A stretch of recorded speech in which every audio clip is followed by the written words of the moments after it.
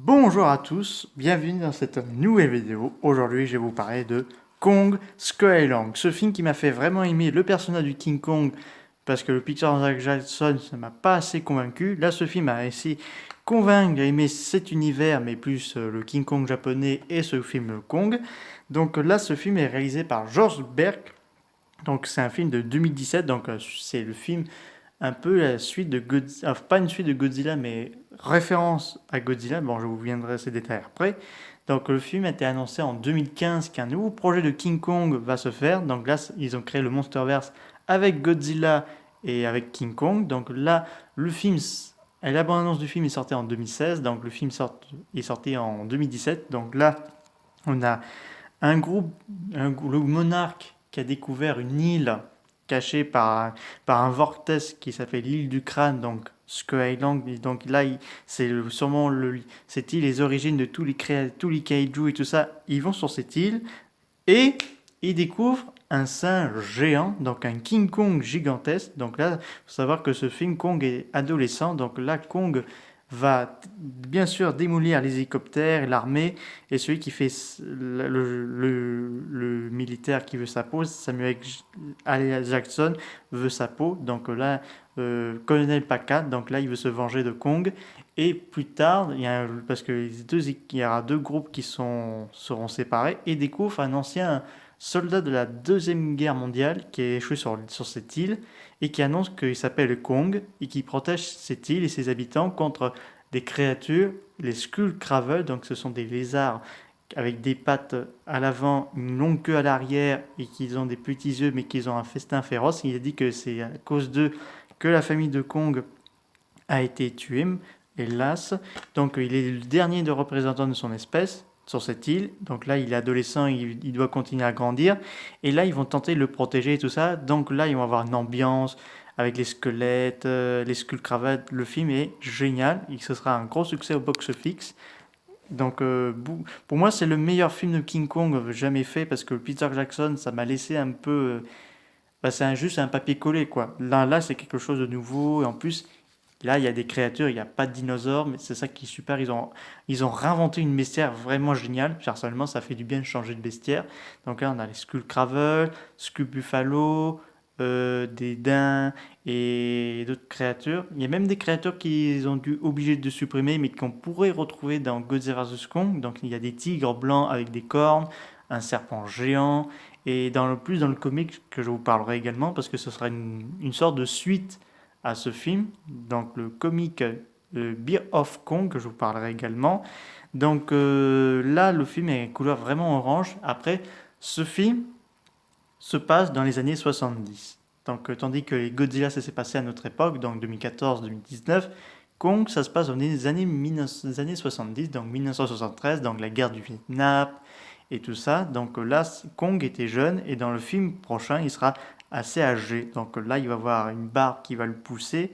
Donc là, Kong, il va être très en colère, mais il va voir, c'est une créature qui veut protéger les êtres qui ne peut pas se défendre et il est prêt à se sacrifier. Donc là, d'ailleurs, il y a un petit hommage dans ce film pour le 33 notamment, mais également en référence au King Kong japonais, parce que le réalisateur du film a souligné que ce film rend hommage non seulement au King Kong de 33, mais également au King Kong japonais, parce que pour lui, c'était l'intérêt de rendre hommage, parce que le Kong, dans ce film, il est bipède, donc là c'est génial, il garde un esprit c'est un singe humanoïde qui marche et qui court sur ses deux pattes, pas un vulgaire singe qui court sur ses quatre pattes, que je trouve ça un peu démodelé, quoi. Donc là, ça fait du bien de voir quelque chose vraiment de nouveau, quoi.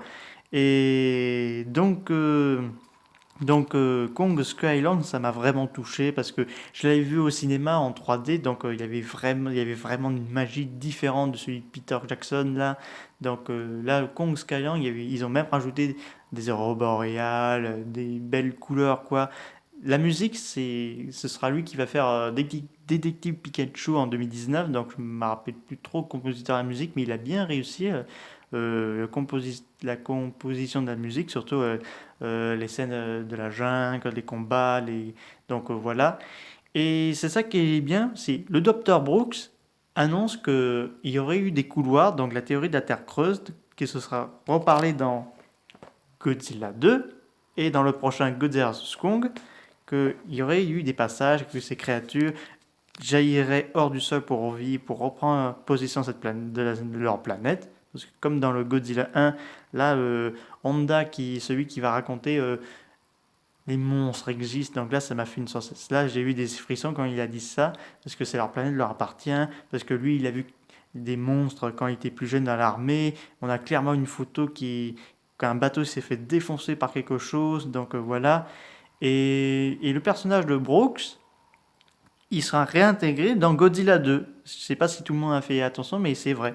On a un personnage, c'est le personnage de Kong Skylong, donc celui qui a fait Terminator FAC 2019, ça a été vraiment un bof bof, qui a joué dans Godzilla 2 pour faire le personnage de Brooks, et il va revenir justement dans Godzilla vs Kong. Comme d'ailleurs dans le comic, ça, je vous expliquerai aussi dans le comic, parce qu'il y a aussi le personnage de Brooks là. Parce que donc là, il va revenir dans Godzilla vs Kong. Donc c'est intéressant, on garde quand même le lien entre le film, le comic et le prochain film. Je trouve ça vraiment super, comme ça a été fait pour Godzilla Shock à Godzilla 2 King of Monsters. Donc voilà. Et donc surtout pour les deux là, donc Brie Larson et celui qui fait Loki, eux, je pense pas qu'ils reviendront malheureusement, alors qu'ils ont veulent qu'il y aurait d'autres créatures parce que en fait, parce que ce film fait énormément de références à Godzilla, notamment quand il présente la carte, enfin par la carte, les photos du bateau détruit, les essais nucléaires de 1954, et quand Marlowe parlait de quelque chose de monstrueux, je pensais que c'était Godzilla, mais en fait c'est un Skullcravel géant. Et dans la fin de post-crédit, Kong Skull a annoncé Godzilla de King Monster, parce on va voir Godzilla, Mothra, Rodan et King Ghidorah. Donc ça a été annoncé dans la post-crédit de Kong Skull Island. Et donc Kong il va grandir pendant ce temps, parce que donc là dans Godzilla 2, tout le monde aurait bien voulu le voir, mais bon, c'était pas son film. Et en plus de ça, il va voir Godzilla vs Kong en 2021, donc ça ne servait pas à grand chose de mettre Kong dans le film. D'ailleurs, donc voilà. Et donc on ne sait pas si on va voir une version de âgée des deux personnages du film, parce que ce film date des années 70, donc voilà.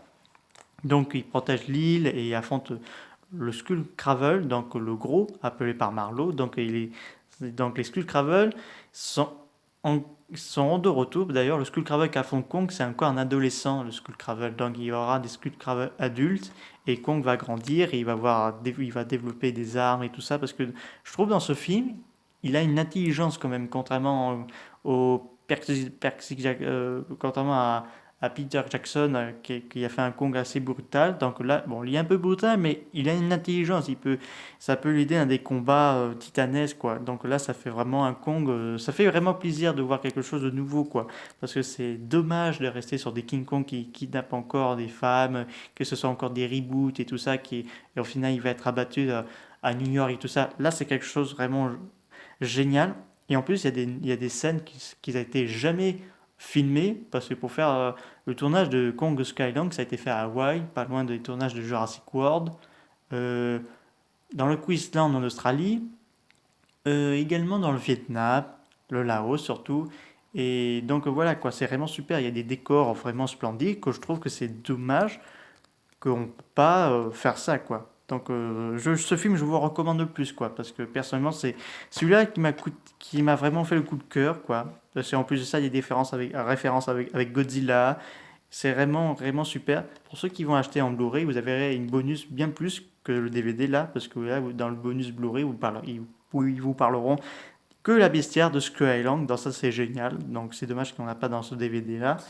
Donc vivement la suite, parce que Godzilla vs Kong sera la suite de Kong Skyland et Godzilla de King of Monster. Donc voilà, j'espère en tout cas que le film arrivera bientôt, surtout que la bonne annonce. En tout cas, apparemment, il souhaiterait faire un Godzilla 3, mais peut-être faire un Kong 2. Mais moi, je pense que Kong 2, il devrait faire plutôt dans les années 90, que je vous parlerai bientôt. Donc voilà, c'est vraiment l'un des meilleurs films qui m'a bien aimé. C'est ce film qui m'a fait apprécier l'univers de Kong, avec les King Kong japonais surtout. Donc voilà, voyez-le parce que de toute façon, là ces derniers jours, je me fais marathon du Monsterverse dans mon coffret de DVD là, en attendant la bonne annonce de Godzilla vs Kong.